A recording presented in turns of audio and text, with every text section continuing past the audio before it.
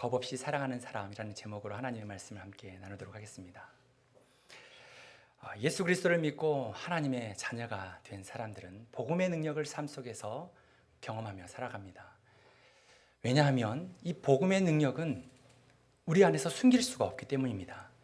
그래서 복음의 능력 중에 가장 큰 이 특징 중에 하나는 확장성입니다. 복음을 숨길 수 없는 것입니다. 내가 예수 그리스도를 믿는 것을 어디 가서도 숨길 수 없는 것입니다. 이 물 한 컵에 소금 몇 톨만 넣어도 그 물맛이 짠맛으로 변합니다. 어두워진 공간 안에 작은 등불만 켜도 바로 그곳에서 앞이 보이고 밝아지는 경험을 하게 됩니다. 하물며 우리가 우리 안에 모시는 예수 그리스도 그 복음을 가지고 우리의 삶이 변하지 않겠습니까? 우리의 삶의 복음의 능력이 점점점 확장되지 않겠습니까? 복음을 믿는 사람들이 있는 곳에서는 자연스럽게 변화가 일어납니다. 예수 그리스도를 믿고 복음을 받아들이는 사람들이 머무는 가정, 그들이 가는 장소, 공간은 복음으로 변화되고 사랑으로 변화되는 것입니다. 우리가 복음을 믿게 되면 그동안 사랑하지 못했던 사람을 사랑하게 됩니다. 왜냐하면 하나님을 사랑하는 그 힘이 우리 안에 동기부여가 되기 때문에 우리가 사람을 사랑할 수 있는 힘이 생깁니다. 그 사랑으로 인하여 위기의 가정이 행복한 가정이 되고 질병으로 고난으로 고통받는 그러한 성도들도 하나님의 위로와 사랑을 경험합니다. 이 꿈이 없는 청년들도, 우리의 다음 세대들도 하나님을 만나면 꿈이 생기고 소망이 생기기 시작합니다.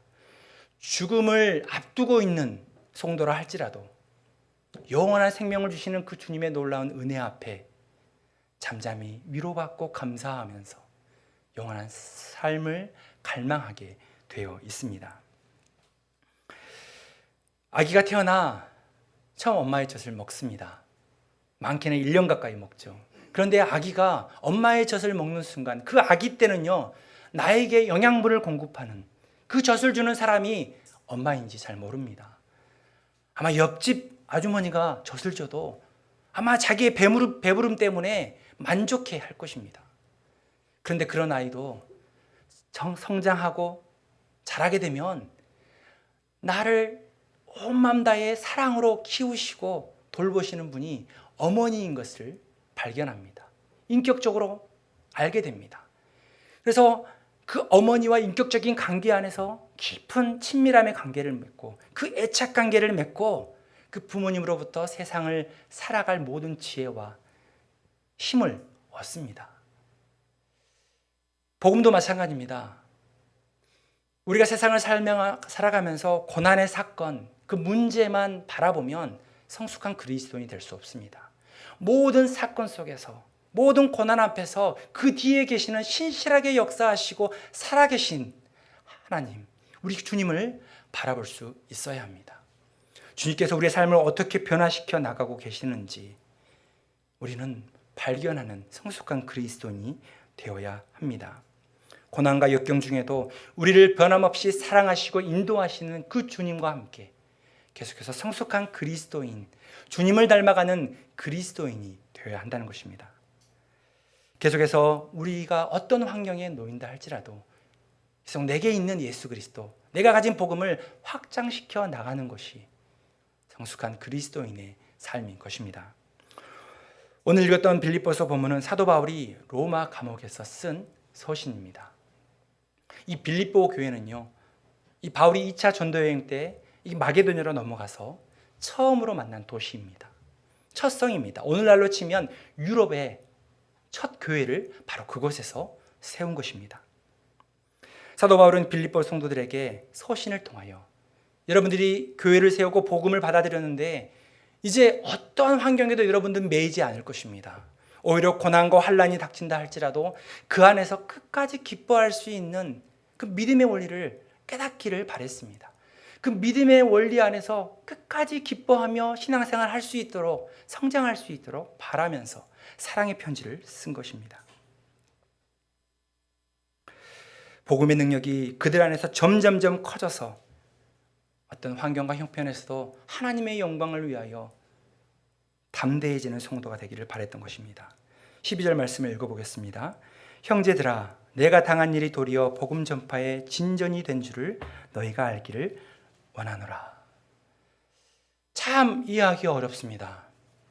사도 바울은 자신이 복음을 전하다가 붙잡혀 감옥에 갇힌 상태입니다. 오히려 매여 있습니다. 붙들렸습니다. 그런데 그 매여 있는 상황이, 그 환경이 복음의 진전을 이룬다고, 복음을 오히려 전파하게 되는 일들이 생기게 한다고 말하고 있습니다. 어떻게 이러한 일들이 있을 수 있습니까? 오히려 복음이 확장되고 있고 자신의 삶을 바라보니 하나님의 역사하심이 더 뚜렷이 보인다고 얘기하고 있는 것입니다. 아마 이렇게 할 수도 있었을 것입니다. 내가 왜 여기에 묶여 있지? 내가 왜 이렇게 고난과 환난을 계속해서 겪고 있지? 이렇게 한탄할 수도 있었을 것입니다. 그렇지만 바울은 그렇게 하지 않았습니다. 오히려 믿음의 본을 보이고 많은 성도들에게 오히려 매임이 그리스도를 전할 수 있는 새로운 기회임을 알려주었습니다. 우리가 하나님의 사랑 안에 있고 말씀 안에 있을 때, 복음의 능력을 경험하게 될 때 우리의 시선은 다르게 해석하는 믿음의 시선이 생깁니다. 매여 있고 붙들려 있고 막혀 있는 상황 속에서 이러한 상황을 통해서 하나님이 하시고자 하는 일이 무엇인지를 되묻기 시작합니다. 이 고난의 상황 속에서 하나님의 목적은 무엇인지를 하나님께 질문한다는 것입니다.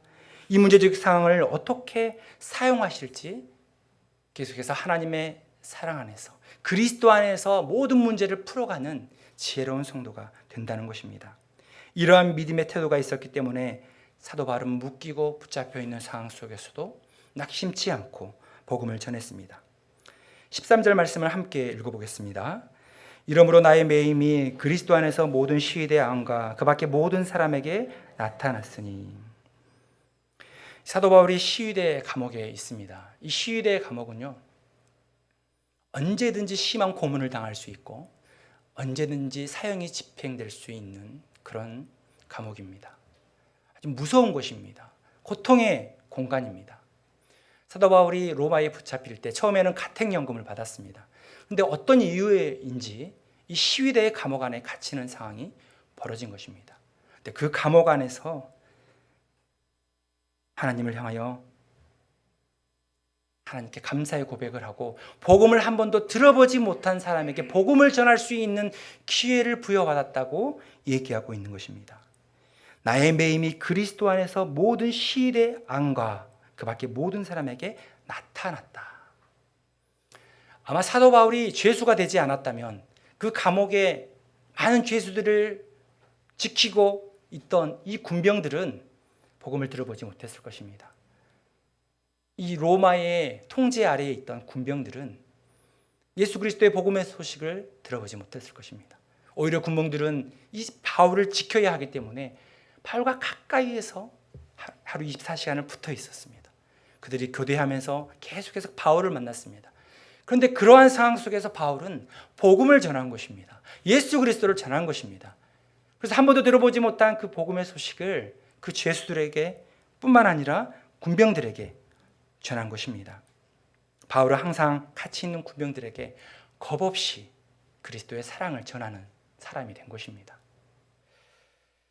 우리 성도님들의 사연들, 이 물된 노상교회에 온 사연들을 이렇게 들어보면 너무나 다양한 사연들이 있습니다. 어떤 성도님들은 병원에 입원 중에 전도받아서 오신 분도 있습니다. 같은 병실에 우리 교회 성도님들을 만난 것입니다. 몸이 아프고 병들고 쇠하여진 상태에서 동일한 상태에 있어서 어느 누구는 복음을 전했기에 그 복음의 병실에서 복음을 받아들이고 주님 앞에 나오고 새로운 신앙생활을 기쁘게 할 수 있는 은혜도 얻었습니다. 어떤 성도님은요, 아이를 통원하기 위해서 차를 기다리다가 이렇게 전도받아 나오신 분도 있습니다. 이 육아를 한다는 게 얼마나 피곤합니까? 빨리 8시 반 차가 오기를 기다립니다. 빨리 차가 가야 내가 좀 쉼을 얻을 텐데, 이 육아의 스트레스에서 빨리 벗어날 텐데, 그 차를 기다리는 그 어머니들의 간절한 소리를 본 적이 있으십니까? 그런데 그런 동일한 상황 속에서도 복음을 전하고 교회를 소개하는 분들이 있다는 것입니다. 아프고 스트레스 있고 힘들고 고되고 어려운 상황 속에서도 동일한 하나님의 사랑을 간직하면서 복음을 전하는 자들이 있기 때문에 그리스도의 복음은 계속해서 확장되는 것입니다. 이렇게 세상은 겁없이 사랑을 전하는 사람을 통해서 복음이 확장되고 있습니다. 사랑하는 성도 여러분, 살다 보면 이해할 수 없는 일들이 생깁니다. 관계에 오해가 생기고 질병이 생기고 경제적인 어려움을 맞이할 때가 있습니다. 우리는 그 문제들을 왜 일어나는지 다 알지 못합니다. 우리 삶에 갑자기 나의 의지와 상관없이 닥치는 그런 환난들은요, 성경에서는 그게 왜 일어났는지에 대해서 관심 갖지 말라고 얘기합니다.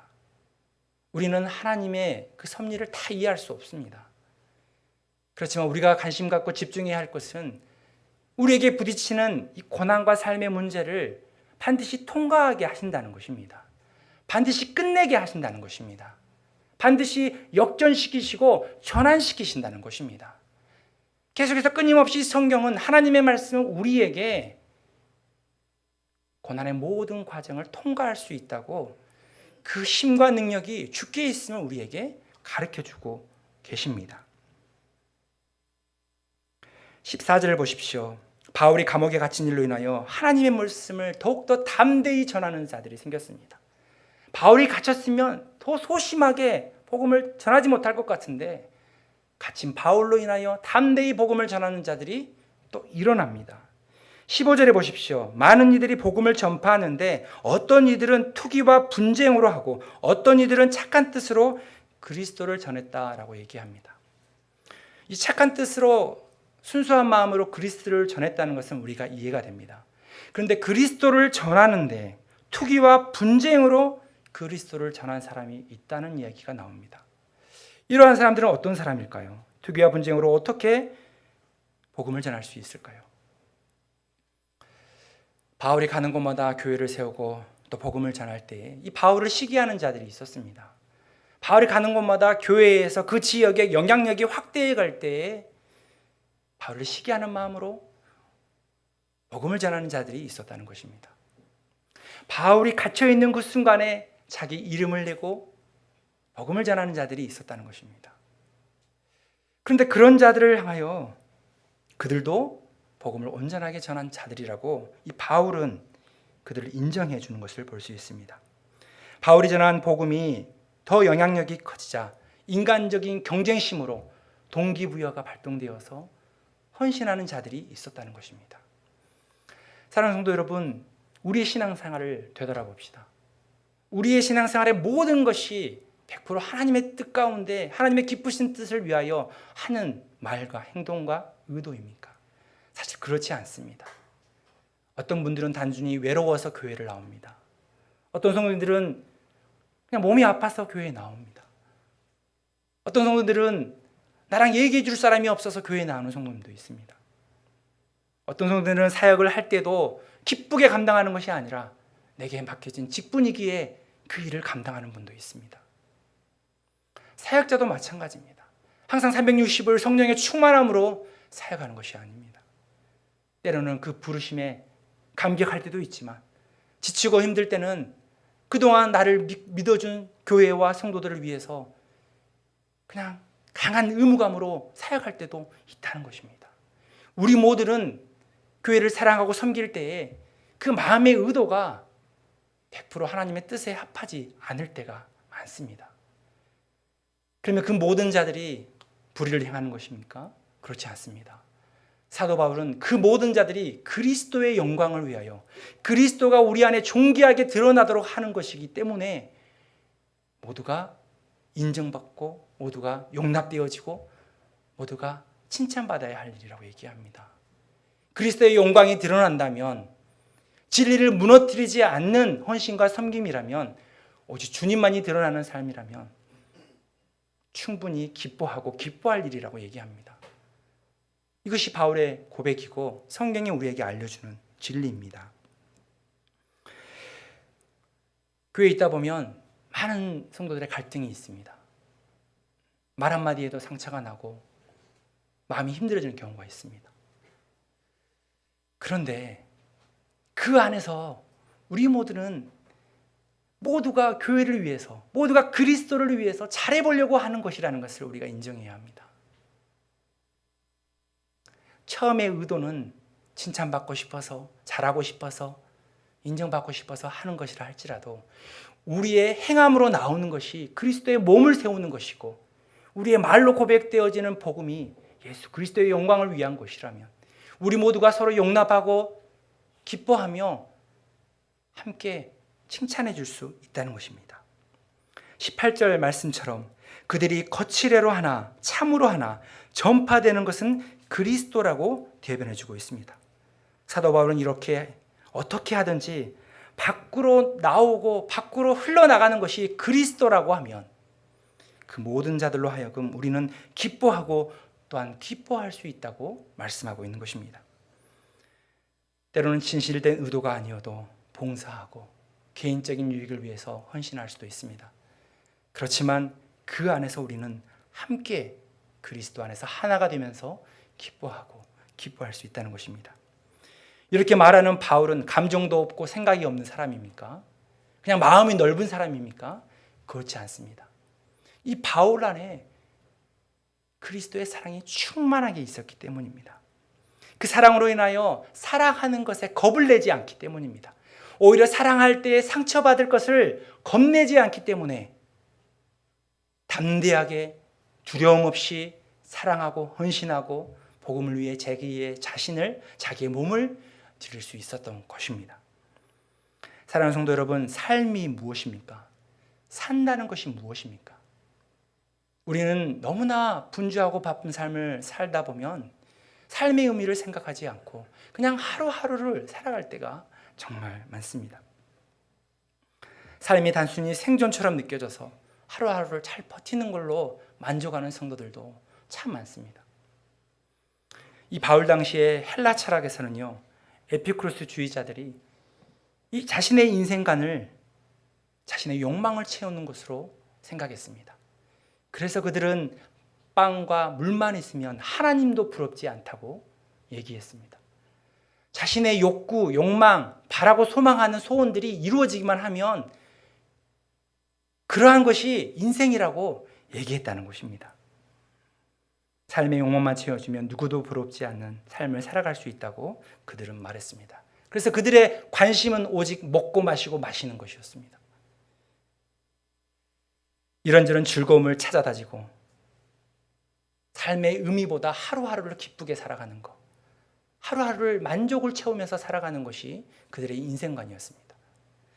다른 한편으로 이 스토아주의자들은요, 삶이라는 것은 견디는 것이라고 얘기했습니다. 이 스토아주의자들은 지식인들이었습니다. 이 지식인들이 삶을 자세히 연구해 보니 삶은 고통의 연속이었습니다. 슬픔의 연속이었습니다. 의도하지 않게 기근과 전쟁이 난무하고 불의한 일들이 너무나도 많은 곳이었습니다. 그런 세상을 바라보니 정말 세상은 잘 견디는 것밖에 답이 없다라고 생각했다는 것입니다. 고난과 고통을 반복하는 삶이라 할지라도 삶이란 그런 고통을 견디며 계속해서 앞으로 나아가는 것이 삶이라고 이 스토아주의자들은 생각했다는 것입니다. 혹시 내가 그리스도인임에도 불구하고 하루하루를 버티는 것으로 삶의 목적으로 삼는 그리스도인들이 있습니까? 하루하루를 견디고 버티는 것은 그리스도인의 삶의 목적이 아닙니다. 그러한 삶은 우리가 바라가는 소망하는 것이 한순간에 무너지면, 기대하고 소망하는 그 이상주의가 한순간에 무너지면 인생 자체가 무너지는 것입니다.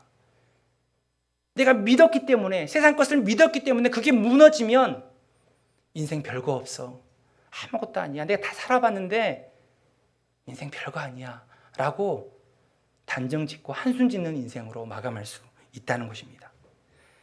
사랑하는 성도 여러분, 그렇다면 성경이 말하는 삶은 무엇입니까? 사도 바울이 오늘 말씀을 통해서 우리에게 말씀하시는 삶의 가치, 삶이라는 것은 무엇입니까? 사도 바울은 삶은 그리스도라고 얘기를 합니다.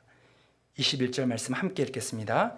이는 내게 사는 것이 그리스도니 죽는 것도 유익함이라. 바울은 내가 살아가는 것이 그리스도 때문에 살아간다라고 얘기합니다. 그리스도가 내 안에 충분하게 만족되어지니, 그리스도의 사랑이 내 안에 충만하게 역사하니 나는 삶의 목적이 있다, 삶의 목표가 있다라고 얘기하는 것입니다. 사도 바울은 예수 그리스도와 사랑에 깊이 빠진 사람입니다. 그 빠진 사랑 때문에 고난과 역경도 두려워하지 않고, 세상은 자신을 두렵게 하고 세상은 자신을 가뒀음에도 불구하고 주 예수들에게, 군병들에게, 오히려 밖에 있는 사람들에게 복음을 전하고 사랑을 전하는 사람이 되었습니다. 이 사랑을 전하는 것에 겁이 없는 사람이 된 것입니다. 살든지 죽든지 자신 몸 안에 있는 그리스도가 존귀하게 된다면, 굳이 내가 아니어도 다른 성도를 통해서 그리스도의 영광이 드러난다면, 그리스도의 기쁘신 뜻이 우리 공동체 안에 드러난다면 기뻐하는 것입니다. 기뻐하고 또 기뻐하는 것입니다. 내게 없는 은사, 다른 성도가 있다면 그 성도로 하여금 더 기뻐하는 것입니다. 비록 순수한 마음은 아닐지라도 교회를 위하여 헌신하는 그 마음이 있다면,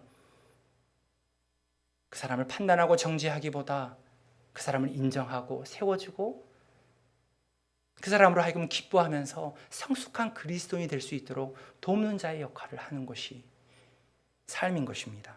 그리스도인의 삶인 것입니다.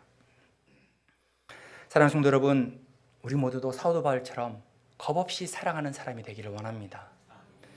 우리 성도님들은 지금까지 신앙생활을 하면서 몇 군데 정도의 교회를 신앙생활을 해보셨습니까? 저도 설교를 준비하면서 헤아려 보니까 7군데의 교회를 거쳐오면서 신앙생활을 했더라고요. 그런데 그 7개의 교회를 되돌아보니까 이 진리에는 변함이 없습니다. 그리스도를 통해 구원받고 그 복음의 은혜를 누리는 그 진리는 변함이 없는데, 신앙생활의 방식은 모두가 달랐습니다. 제가 초등학교 다녔던 교회는요, 주일날 돈도 쓰지 못하게 하는 그런 교회였습니다. 늘 경건하게.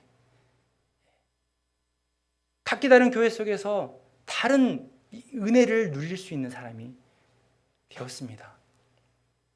우리 성도님들도 다른 배경 속에서, 다른 기독교적인 문화 속에서 여기까지 오셔서 하나의 비전으로 우리가 모였고 하나의 부르심을 받아 여기에 왔기에 우리의 마음은 이곳에 있지만 때로는 다른 성도들을 향하여, 교회를 향하여 다른 생각과 마음을 품을 때가 있을 것입니다. 그렇지만 그러한 상황 속에서 우리 모두는 겁없이 사랑하는 사람이 되어야 합니다. 겁없이 우리의 공동체를 하나 될 수 있는 사람으로 자기 자신을 계속해서 변화시키고 성수시키는 사람이 되어야 한다는 것입니다.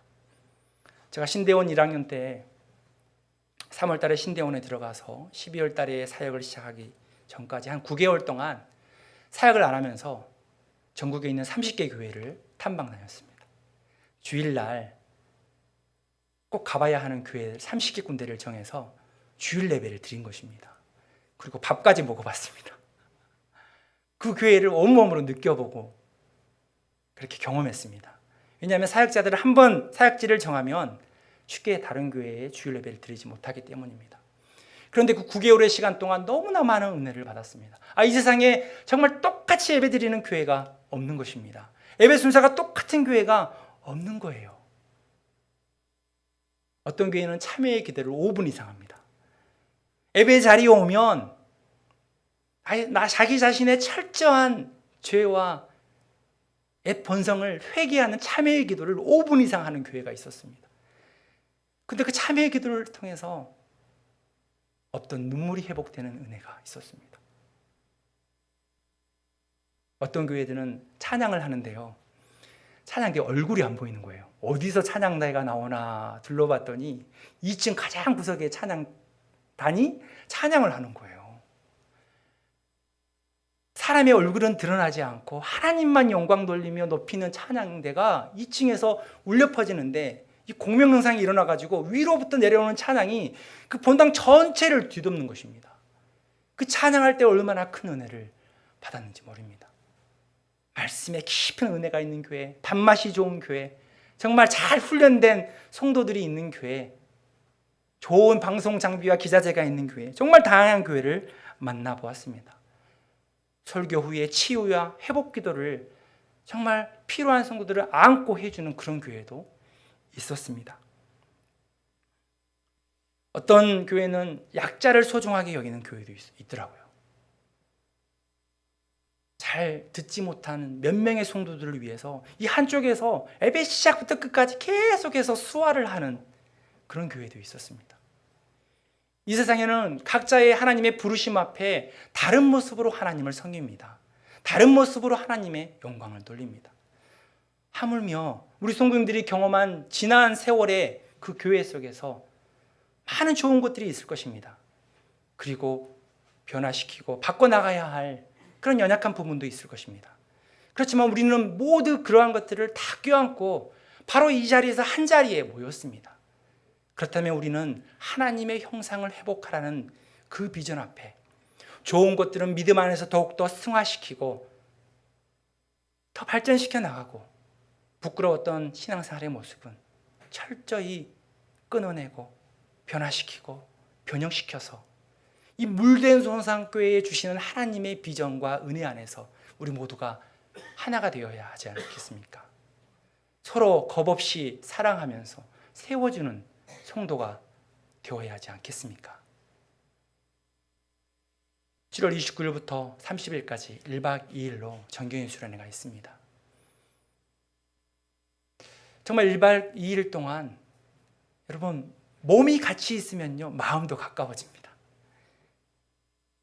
우리에게는 그런 시간들이 정말 필요합니다. 마음과 인격적으로 하나가 되고 같은 부르심을 받은 사람들이기에 서로를 알아가고 갖기 좋은 다른 은사를 인정하고 칭찬해 주면서 함께 하나를 만들어가는 교회 공동체의 그런 모임이 정말 중요합니다. 이번 1박 2일의 정교인 수련회 일정 조절하셔서 모두가 참석하는 은혜가 있기를 바랍니다.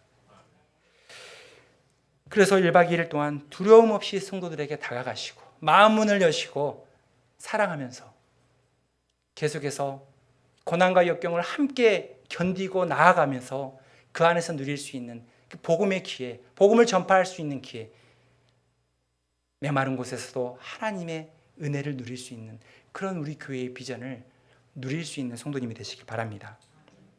우리가 믿는 예수님은 은혜와 진리가 충만하신 분입니다. 진리는요, 절대 변하지 않는 것입니다. 교회에는 진리가 있습니다. 타협할 수 없는 진리가 있습니다.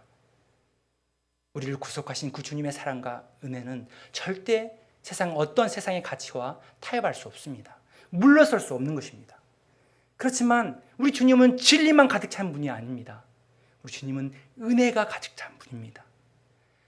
어떤 사람도, 어떤 작은 자도, 어떤 상처받은 자도, 어떤 약한 자도 다 품어주는 넓은 바다와 같은 은혜가 있는 분입니다. 우리가 주님을 닮아갈 때에 진리만을 닮아가는 것이 아닙니다. 진리와 은혜를 함께 닮아가는 그리스도인이 되어야 합니다. 많은 성도들, 많은 지체들을 함께 껴안고 다가가 우리 모두가 주님의 그 몸된 교회 안에서 하나인 것을 우리가 날마다 깨닫고 그 안에서 주시는 하나님의 말씀을 가지고 삶 속에서 우리의 삶을 은혜와 진리로 충만케 되는 역사를 계속해서 만들어가야 한다는 것입니다. 사랑하는 성도 여러분, 은혜와 진리 된 주님과 함께 우리에게 주어진 삶의 자리, 가정과 교회와 직장과 일터에서 이제 겁없이 살아가는 사람이 되십시오. 겁없이 살아가는 사람이 되어서 내게 매인 것들이, 내게 붙들린 것들이 장애물이 아니고 나의 신앙을 꺾는 그런 시험이 아니고 오히려 그리스도를 드러내고 그리스도를 영화롭게 하는 믿음의 계기를 삼으십시오. 그래서 우리의 모든 삶에 하나님의 영광이, 하나님의 은혜만 드러날 수 있는 그렇게 생명을 살리는 한 사람의 그리스도인이 되십시오.